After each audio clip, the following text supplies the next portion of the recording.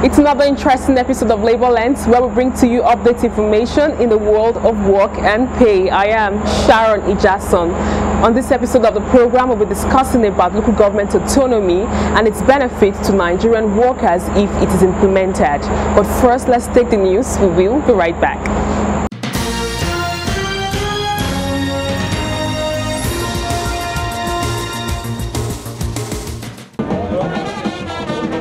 With the acclaimed increase of casualization of workers and unfair labor practice in the country, workers from different affiliates of the Nigeria chapter of Industrial Global Unions held a rally to commemorate the Decent Work Day. As an organization, we use this opportunity to identify with all precarious workers in the oil and gas sector and globally, for the simple fact that employers these days, have seems to cut costs, from workers' wages. That is the only place, the only area they can cut costs is when they pay workers minimally. And to us, as a union and organization, we are saying that is inhuman, that is slave labor. Labour leaders marched to the Ministry of Labour in Ikoyi, Lagos to submit to various affiliate union positions on precarious work conditions in the country. There is a need to reiterate the importance of guaranteeing and ensuring that there is decent work, access to good quality work, safety in the workplace, and respect for the workers' rights, the right to our workers to organize, the right to collectively bargain, the right to be respected as people. The world of work starts on the tripod of workers, employers, and government. As a union, we are marking the World Day for decent work. And we cannot guarantee decent work in our workplaces when employers violate labor laws. We cannot guarantee decent work in our workplaces when employers violate our constitution with impunity. We cannot guarantee decent work in our workplaces when the health and safety conditions in our workplaces are appalling. For us, we believe that the Ministry of Labour is the custodian of our law. We believe that the Ministry of Labour should play a critical role in industrial relations in the workplace. Meanwhile, the Association of Senior Staff of Banks, Insurance and Financial Institutions held a lecture to reawaken the consciousness of employers of labour on ensuring decent work at workplaces. More and more demands are placed on workers, while simultaneously facing ever-growing threats to their pay, condition of work, and safety. Nowadays, majority of us, despite the 8 hours of working, we don't close until the day's work is done, and salary is being reduced. There have been a lot of retrenchment without replacement. So it means that management are expecting more from us, while they are still taking the little that has been granted to us. The petition submitted by various labour unions state that the Ministry of Labour should enforce labour laws, protect workers' rights, demand regular factory inspection, amongst others.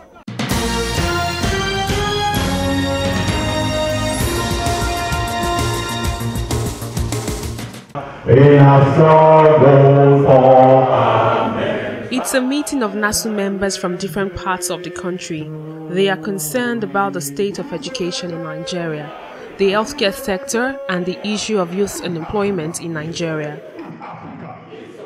NASU members in the primary, post-primary, and technical education boards across the length and breadth of Nigeria have suffered tremendous hardship as a result of refusal of the state governments to accord the payment of salary the priority it deserves.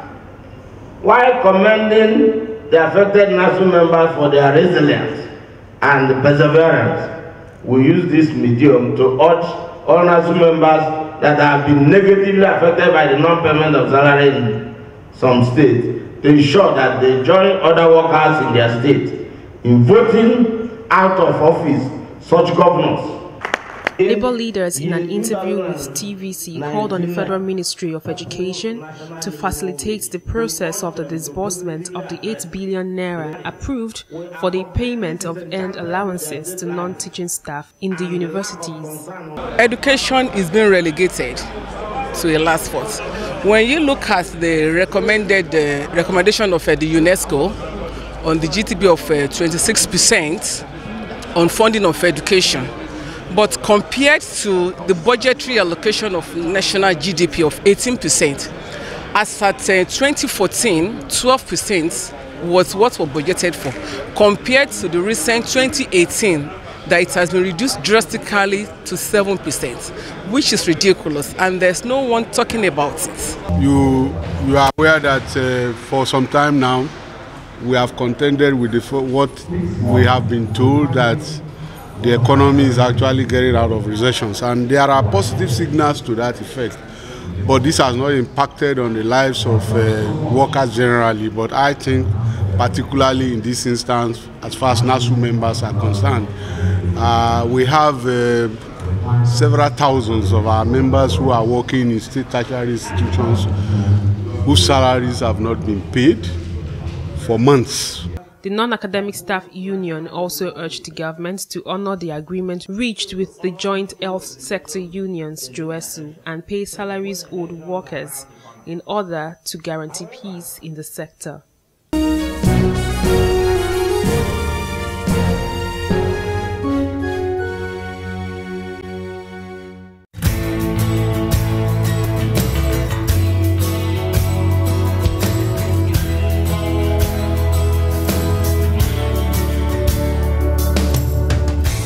On the profile interview segment this week, I will be speaking with the president of the Nigerian Union of Local Government Employers.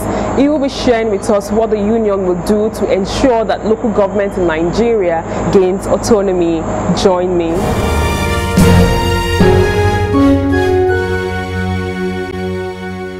It's good to have you on the program. Thank you very much. Nice to be here too. A lot is happening in the political scene in the country as elections will be coming up very shortly. What is NOGA's position in terms of its members voting candidates into office? Well, that is a very interesting question because we are heading to general election in our country. And as a grassroots trade union, the unions that unionize workers at local government level, particularly at this critical time, we feel it is very, very necessary for us to change our approach to electing, representative into governance in this country. And because of this, we decided to arrange series of activities ranging from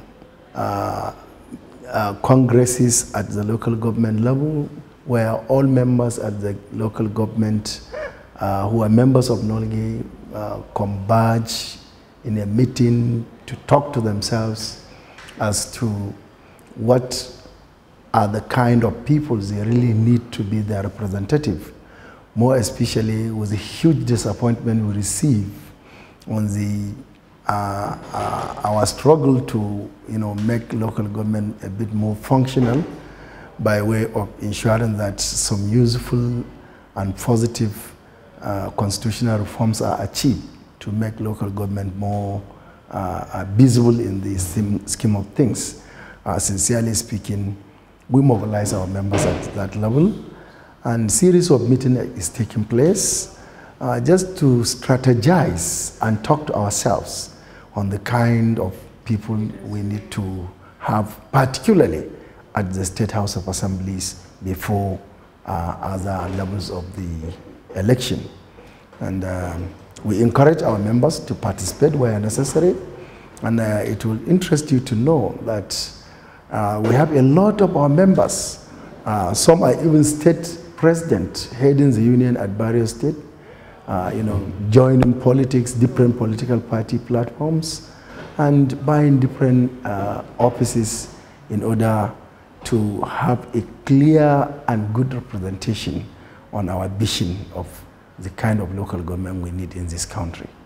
Okay, moving forward from what you said now, you said your members have been meeting at different forums. Can you tell us some of the resolutions that you have made? Because I heard from the grapevine that Norgay has agreed that they are not going to vote lawmakers who are not in support of local government autonomy into power. How true is this? That is exactly why we are engaging our members and other stakeholders, because we believe ordinarily legislators at the State Assembly, at National Assembly, need to have bearing with their constituencies, need to be directly connected with people. And when in a situation like this, the people of the Nigerian people have spoken. The people they represent from their constituencies have a very clear position as to what kind of local government they want.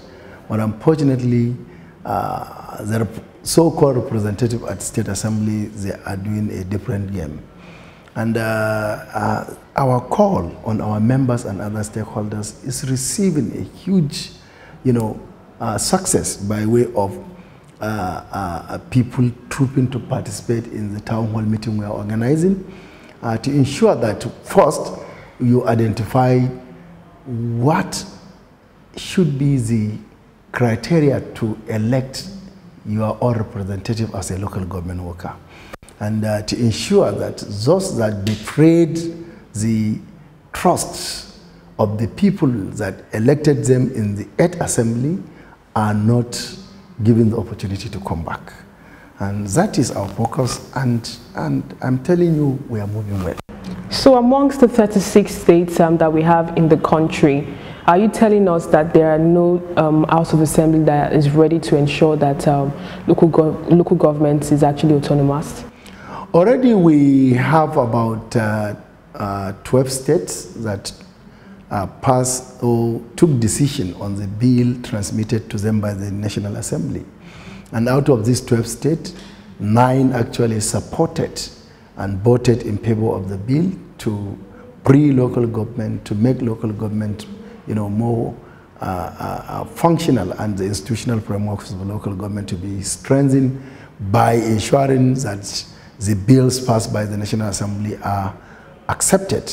And only 3 out of the 12 rejected, and the rest, that is about 24 of them, are yet to take any decision. And from all indications, they will never take any decision, because that is what their governors wanted them to do. And we are going to certainly work in line with what is on ground. That means we clearly, declare our support openly for all the state governors, all the House of Assembly members, where they voted in favor of the autonomy, local government autonomy bill. And we are going to work practically to support them, not only mere rhetorics. And those that rejected the 3 certainly will not receive our favor. We will do all we could. One, they will not get our votes and our families' votes. Secondly, we will mobilize as grassroots workers. We are closer to the grassroots people than anybody in this country. So we are going to talk to them, talk to the people in the rural area, that these are the representatives that betrayed the trust you gave them by way of rejecting the freedom of your local government. And rejecting the freedom of your local government is like your continuous stay in a stage where you have been, where a lot of deprivation is taking place. The disconnection between you as the people in these communities and the governance and the democracy as a whole. And the people are listening, and I know we are going to do more about it. I know before now on this program we've spoken about the advantages of having a local government autonomy in a federal system of government. I would like you to reinstate how this will benefit the average Nigerian worker. Well, number one, as a worker, and the welfare and your security as a worker in any industry depend on the strength of that industry. As it is today, every Nigerian know very well that local government is completely grounded. It's completely grounded in the sense that no local government is functioning well in terms of delivering its mandate on the people within the community. And this is happening because of the level of the encroachment by the government of the state. And this attempt by the National Assembly to, ensure that some useful reforms are achieved in order to make local government more functional is being hijacked by these state assemblies through the influence of the governors. So certainly an autonomous local government is going to be government of the grassroots people, for the grassroots people, and by the grassroots people. And that is what democracy entails. And you can clearly understand that in any democratic situation, the most critical element of democracy is election. And election into local government council over this period of time has not forthcoming because of the intervention and encroachment of these governments.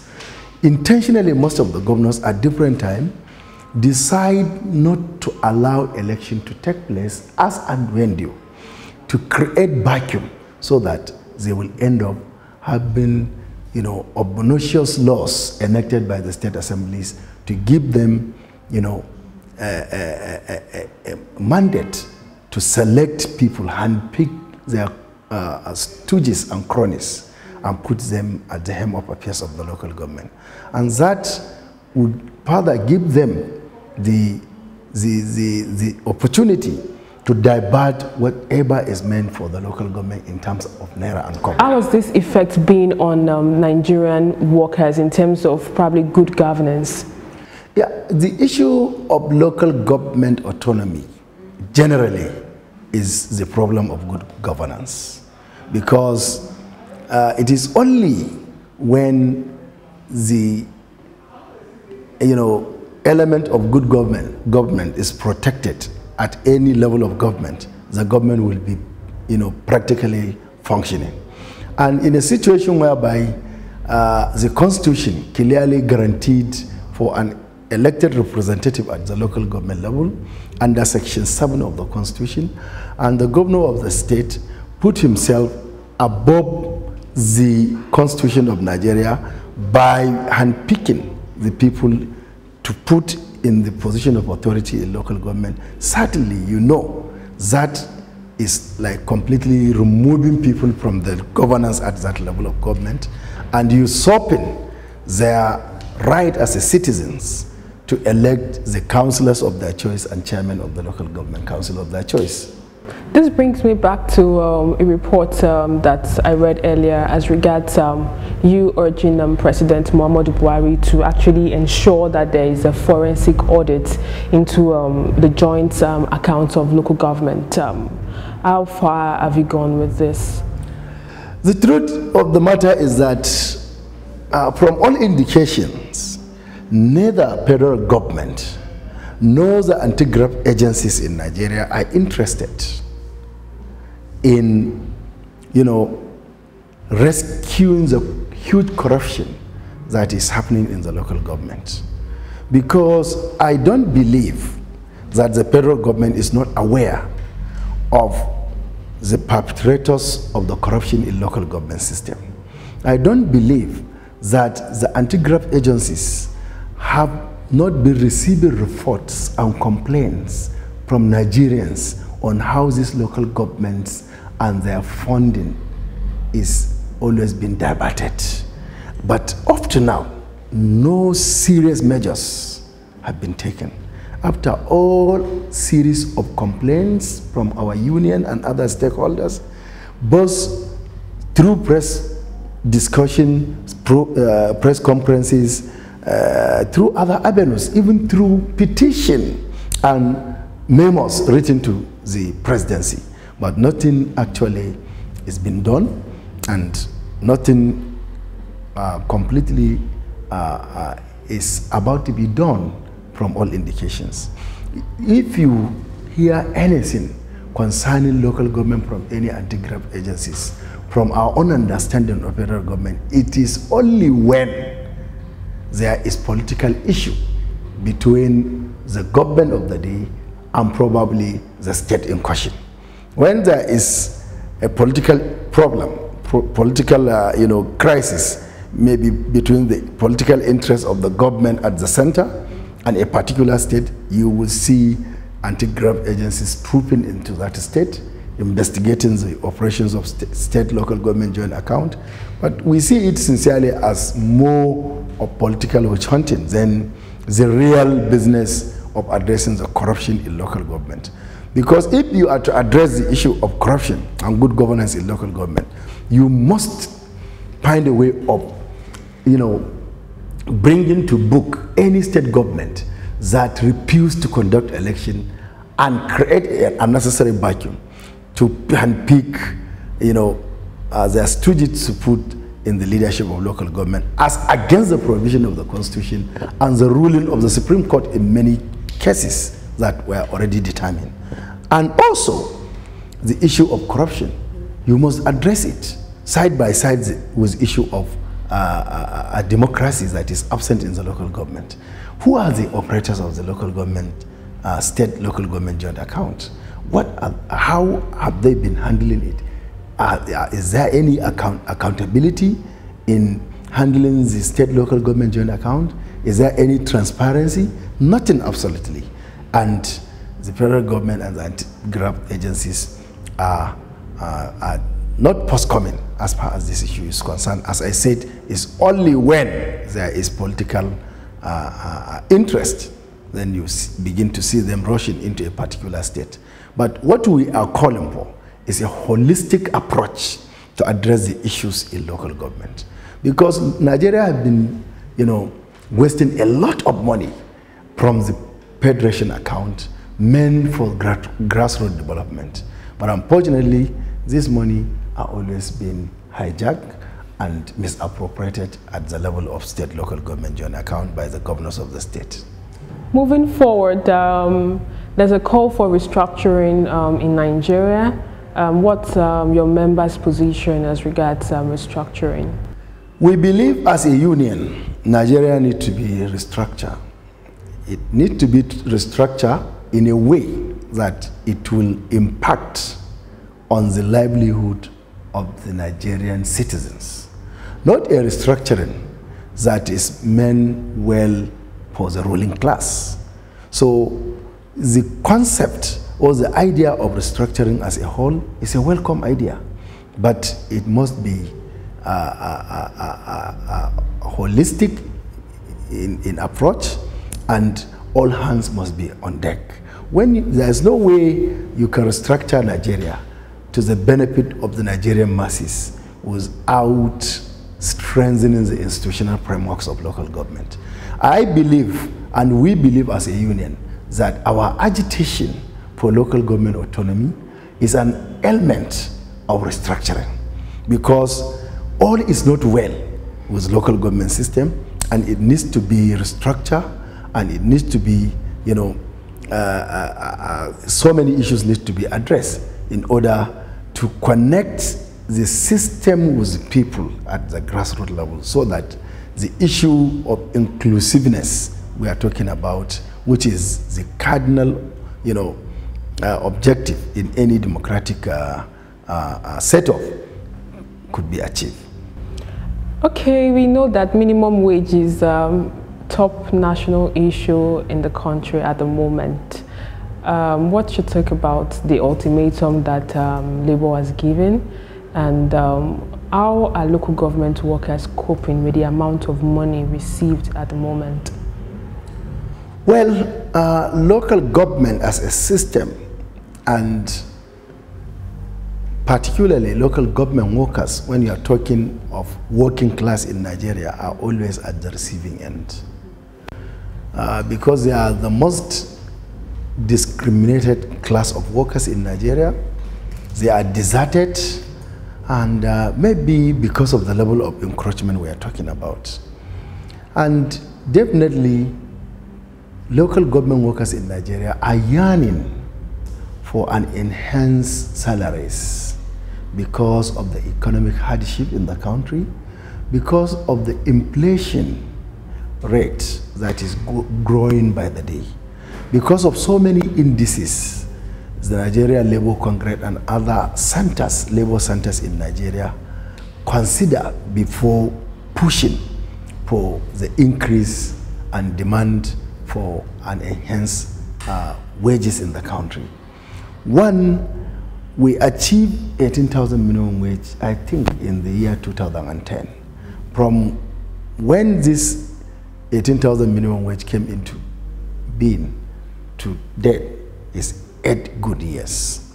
And between 2010 to this year, a lot of issues cropped in. The issue of devaluation of Naira was there by this government. The increase and hike in the petroleum products was there, and so many other economic issues that make or useless the 18,000. So what 18,000 can give you in 2010, it will hardly give you, 1/3 of what it will give you in 2010. So if justice is to be done to workers, not only the workers of local government, definitely we deserve an increase in our salaries. And more importantly, that the law of the land clearly stipulated that after every 5 years, there is the need to review the issue of salaries, the minimum wage of workers. And we are in 8 years now without any serious approach to address this issue. Finally, we still have so many states that are owing workers salaries. What's your message to defaulting states? I think even in this today's National Executive Council of NLC, we resolved that any state government that fail in its responsibility of paying worker salaries, they should not enjoy the patronage of working class in that state. So in a nutshell, where there is no salaries, there shouldn't be bought from workers. That is a clear statement from NLC. And Nolge is one of the big affiliates of NLC. And we are there, the decision is ours, we are part of the decision, and we are going to carry the message everywhere. It was an interesting time speaking with you. Thank you very much. And that's all we can take on today's edition of the program. Join us next week for a fresh edition of the show. I am Sharon Ijason. Thanks for watching, and remember, labor creates wealth.